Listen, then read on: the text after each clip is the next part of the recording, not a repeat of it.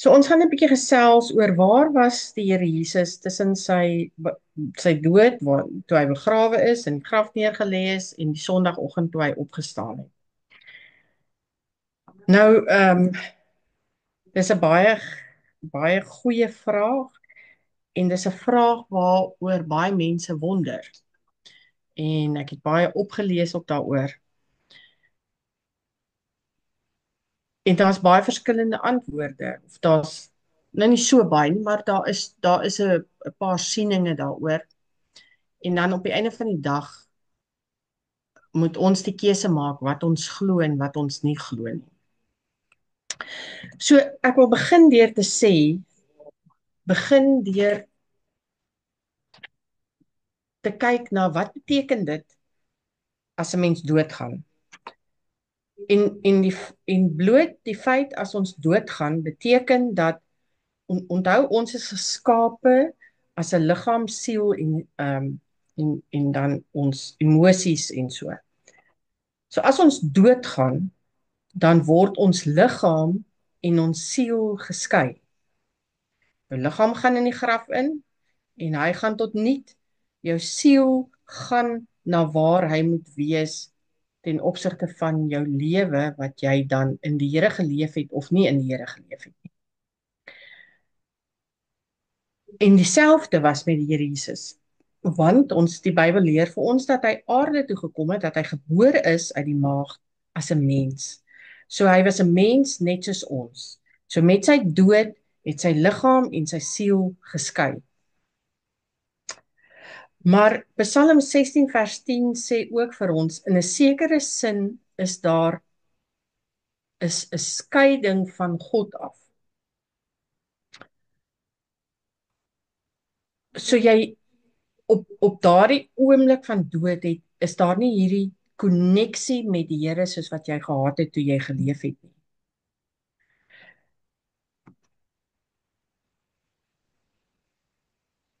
En dit is ook hoekom Jesus in sy oomblikke uitgeroep het, my God, waarom het U my verlaat? So daar is in 'n sekere sin hierdie diskonneksie tussen al hierdie dele van jou, wat jou 'n mens gemaak het, 'n heel mens met liggaam en siel.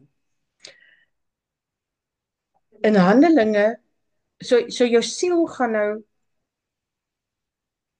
iewers heen. En dis elke mens se verantwoordelikheid om self te weet waar sy siel heen gaan. En net jy as mens kan daai sekerheid met die Here bewerkstellig. Maar Handelinge 2 vers 29 tot 31 sê vir ons dat die Here Jesus Christus was nie verlaat na die hel toe nie. En dat sy vlees geen corruption, geen vernietiging gesien het nie. Nou ek wil dit net vir julle 'n bietjie lees, dat julle net kan hoor en dit net mooi kan verstaan. Dus ek wil nou net daar kom. Handelinge.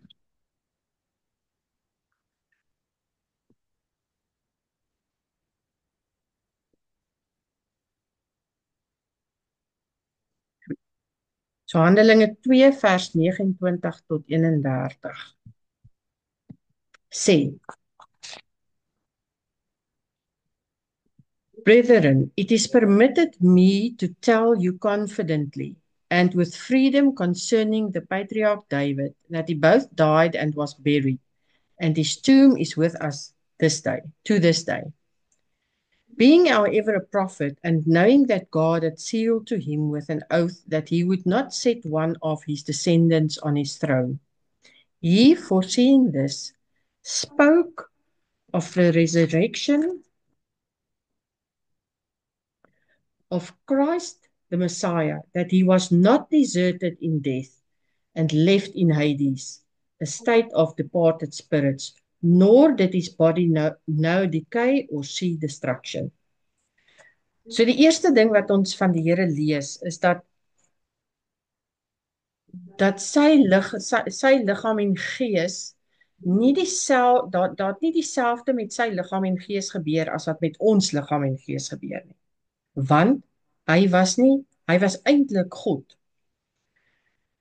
So sy gees is nie hel toe nie en hy's nie daar gelos in die hel en gelaat in die hel nie.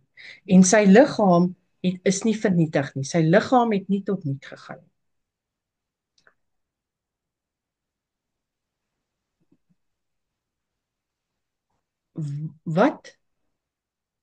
Wat is Hades? Ons ken almal die Engelse woorde Sheol of Hades. In die Ou Testament, onthou voor die Here gekom het die Here nie in ons kom woon nie. In die Ou Testament word die woord Sheol gebruik en dit was gewees 'n plek waar die regverdiges en die onregverdiges heen gegaan het. Ons sien dit in Genesis 37 vers 35 met Jakob. Ons sien dit in 1 Samuel 28 vers 13. Ons sien dit in Psalm 31 vers 27.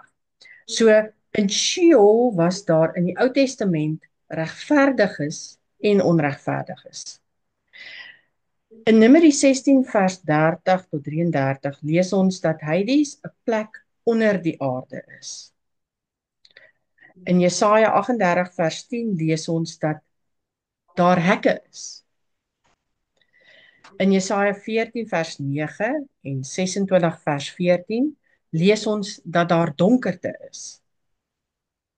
Ons lees in Psalm 88 vers 12 dat dit 'n land van vergetenheid is. So as jy daar is, word jy vergeet. Ons lees in Klaagliedere 9 vers 10 dat daar nie werk is nie en daar ook nie wysheid is nie. En ons lees in Psalm 6 en in Psalm 88 dat die wat daar is nie die Here prys nie. In die Nuwe Testament egter word die woord Hades gebruik. So daar kom 'n ommeswaai in die Nuwe Testament. En in die Nuwe Testament is die ommeswaai dat daar twee kante van Hades is. Daar is die kant wat die regverdiges is en die kant wat die onregverdiges is. So nou kry ons al 'n beter prentjie van hierdie hel waarvan daar gepraat word. So in die Ou Testament is dit bloot gesien as 'n plek waar almal heen gegaan het. In die Nuwe Testament leer ons 'n bietjie meer en vind ons uit dat daar 'n plek is waar die regverdiges gaan en waar die onregverdiges gaan. En ons sien dit in hierdie verhaal van die ryk man en Lazarus, waar Abraham die regverdige was en die ryk man die onregverdige was en waar hy gevra het vir water of Vader Abraham net vir sy familie kan gaan vertel en of hulle net van water kan bring. En daar's hierdie skeiding tussen hierdie twee kante. So nou vra ons die vraag, maar toe Jesus gesterf het en sy liggaam in daai graf gelê het, wat het gebeur? Wat het plaasgevind? Ons kry ons eerste clue, as ek dit nou maar so kan sê.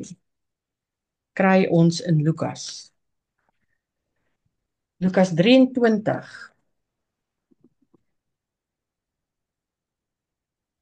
Ek wil vir julle net lees vanaf vers kom ons lees van vers 41 af.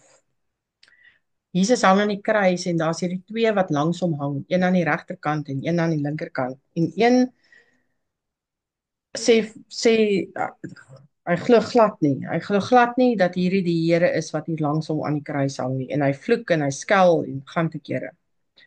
Die ander een kom met die woorde en sê dat hierdie waarlik die Messias is. En ons lees vanaf vers 41 in Lukas 23. And we indeed suffer it justly, receiving the due reward of our actions. But this man has done nothing out of the way. Then he said to Jesus, Lord, remember me when you come into your kingly glory. And Jesus answered him, truly I tell you, today you shall be with me in paradise.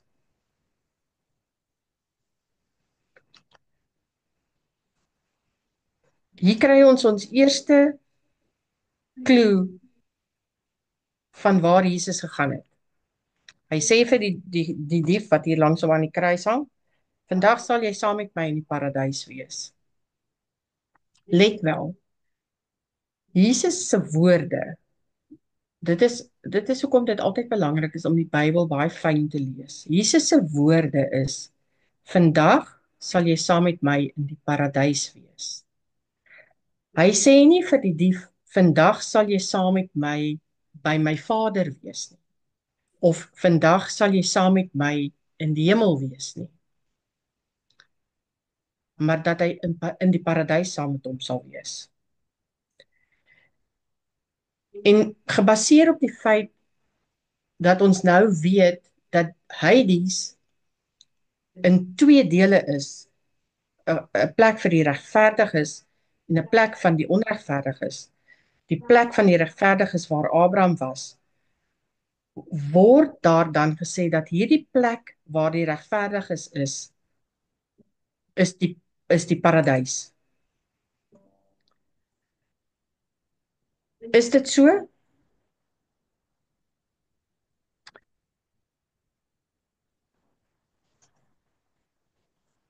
Hoekom sê ons dat dit so is? Want jy kan nie die regverdige en die onregverdige bymekaar hê. Na jou dood, na die dood, gaan jou siel na die plek toe waar hy moet wees, gebaseer op jou verhouding wat jy met die Here gehad het toe jy geleef het. So as ons dan sê,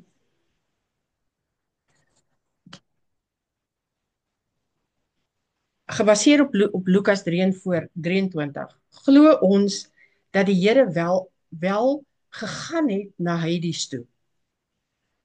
Na die plek van die regverdiges of na die plek van die onregverdiges. Dan kom ons by die tweede clue wat ons kry. En ons kry dit in 1 Petrus 3 vers 19. Okay, kom ons kyk gou. 1 Petrus 3 vers 19. Ek gaan vir julle lees van vers 18 af.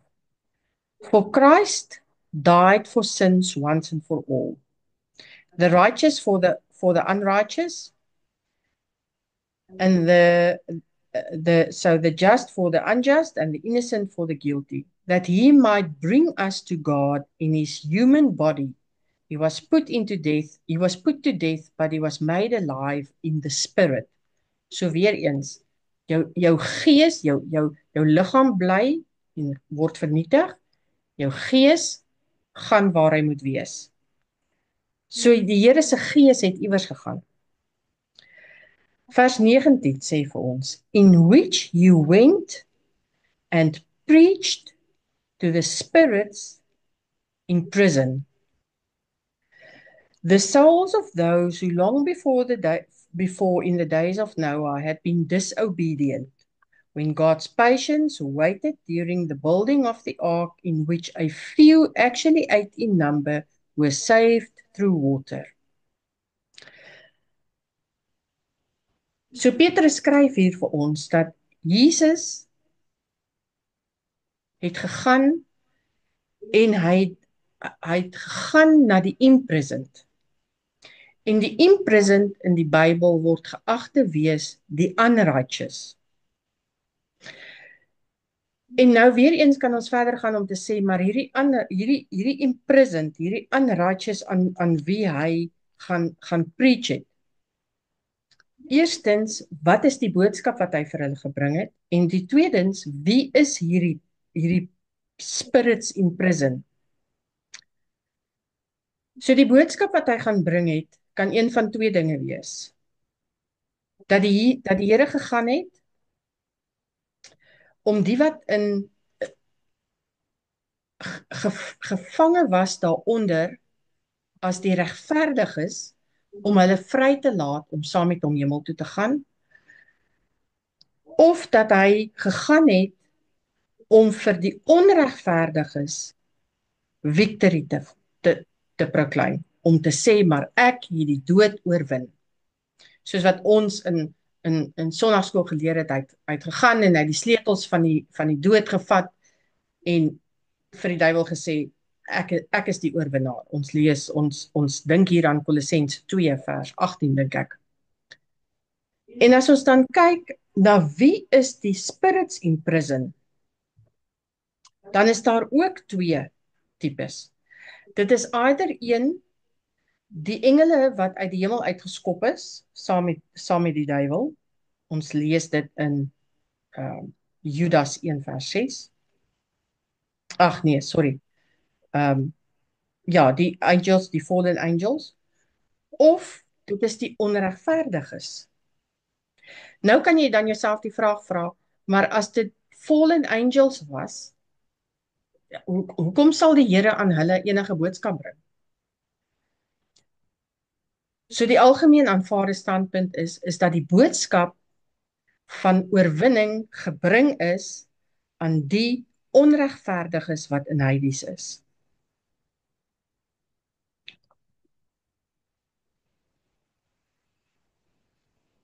Kolossense 2 vers 15 sê vir ons dat hy oorwinning verklaar het. Dat hy gesê het, ek is die oorwinnaar. Nou wil ek vir julle, daar's 'n derde teksvers, voor ons by die antwoord kom, daar's 'n derde teksvers wat deur baie Bybelskooliere gebruik word om te verklaar dat die Here afgegaan het na die hel toe in daai tyd. En ek stem nie, en daar's ook baie Bybelskooliere wat nie saamstem met daardie standpunt nie. En ek gaan vir julle verduidelik hoekom. Ek gaan eers vir julle vertel, eers vir julle sê, die teksvers waarna verwys word, is Efesiërs 4 vers 7 tot 10. Nou, ek wil dit ook net vir julle lees. Efesiërs 4 vers 7 tot 10. Efesiërs 4 vers 7 tot 10 sê, Yet grace was given to each of us individually, in proportion to the measure of Christ's rich and bounteous gift. Therefore it is said, when he ascended on high, he led captivity captive, and he bestowed gifts on men. Vers 9 lees. Now what can this, he ascended, mean, but he had previously descended from heaven into the lower parts of the earth? He who descended is the very same as he who has also ascended high above all the heavens, that he might fill all things from the lowest to the highest. So hierso praat Paulus van die Here se opgaan en afkom, van die hemel af en terug na die hemel toe. En daar's dan Bybelskooliere wat gaan en sê dat hierdie vers is 'n verdere vers wat dien as bewys dat die Here het afgegaan na Hades toe.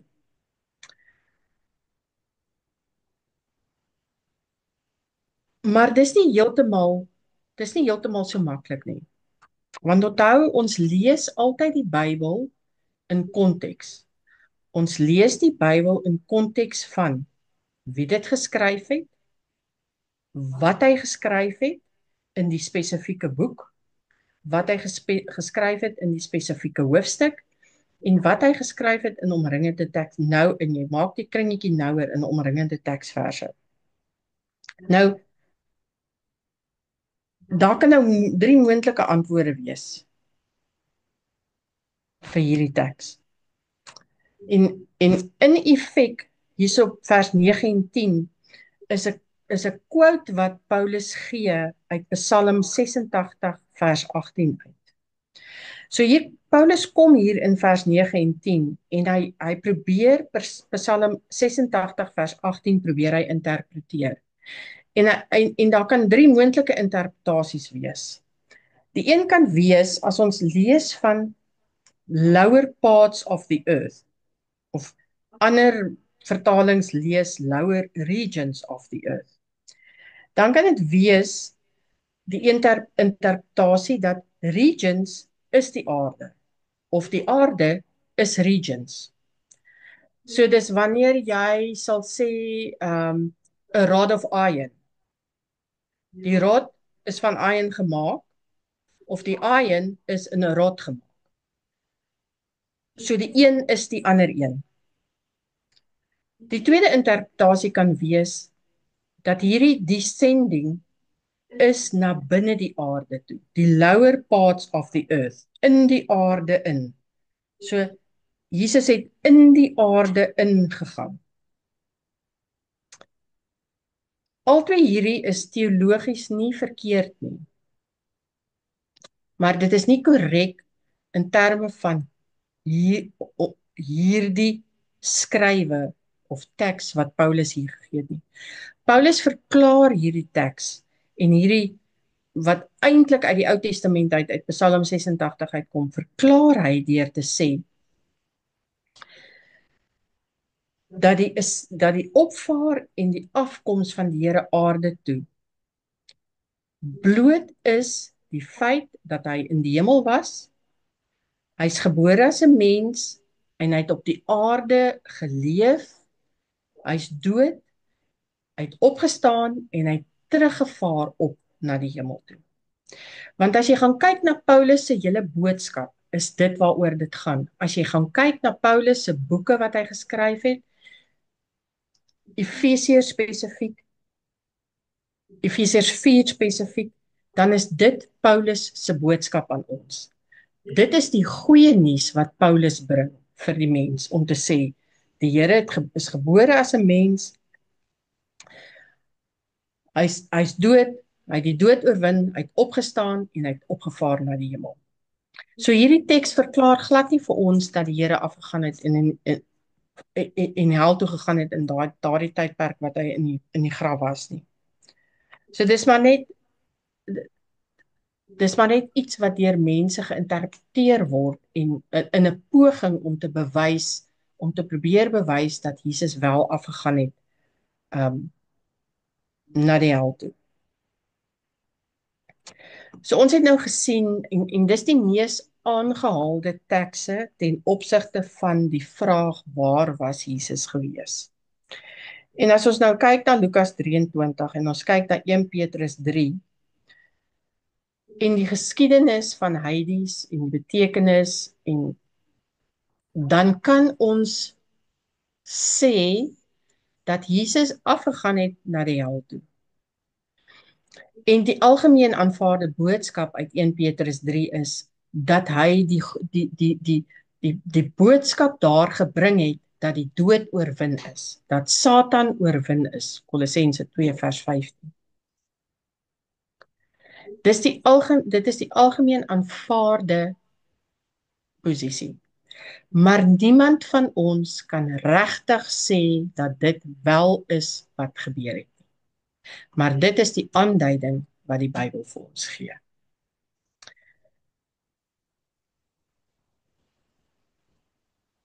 Ek dink die Here moes die boodskap van oorwinning bring iewers, sodat die duiwel dit kon verstaan. En ek dink persoonlik dat dit is waar hy die boodskap gaan bring het. Dat hy die sleutels gevat het en gesê het, dis gedoen. Dis oorwin. Okay, dankie Ron.